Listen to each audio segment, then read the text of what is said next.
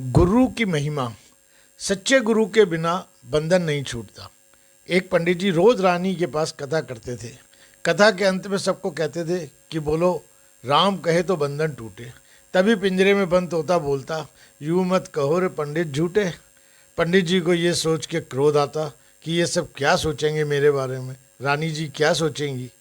तब पंडित जी अपने गुरु के पास गए और गुरु जी को सब हाल बताया। गुरुजी तोते के पास गए और तोते से पूछा, तुम ऐसा क्यों कहते हो। तोते ने कहा, तो सुनिए गुरुजी, एक बार मैं खुले आकाश में उड़ता उड़ता एक आश्रम में पहुंचा जहां सब साधु संत राम नाम का जाप कर रहे थे। तो मैंने भी राम राम बोलना शुरू कर दिया। एक दिन मैं उसी आश्रम में राम राम बोल रहा था, तभी एक संत ने मुझे पकड़कर पिंजरे में बंद कर लिया। फिर मुझे एक दो श्लोक सिखाए। फिर एक दिन आश्रम में एक सेठ ने उस संत को कुछ पैसे देकर मुझे खरीद लिया।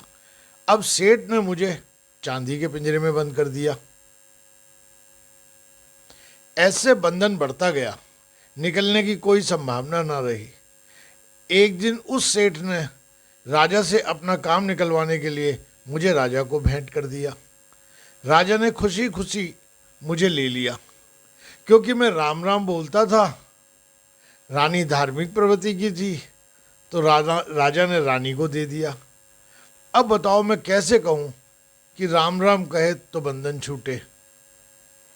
तोते ने गुरुजी से कहा, आप भी कोई युक्ति बताएं जिससे मेरा बंधन छूट जाए। गुरु बोले, आज तुम चुपचाप सो जाओ, हिलना भी नहीं। रानी समझेगी कि तुम मर गए और छोड़ देगी। ऐसा ही हुआ। दूसरे दिन कथा के बाद जब तोता नहीं बोला तब पंडित जी ने आराम की सांस ली। रानी ने सोचा तोता तो गुमसुम पड़ा है, शायद मर गया। रानी ने पिंजरा खोल दिया। तभी पिंजरे में से तोता निकलकर आकाश में उड़ते हुए बोलने लगा, पंडित जी इसीलिए कहता हूँ सद्गुरु मिले तो बंधन छूटे। अतः शास्त्र कितना भी पढ़ लो, कितना भी जाप कर लो, लेकिन सच्चे गुरु के बिना बंधन नहीं छूटता।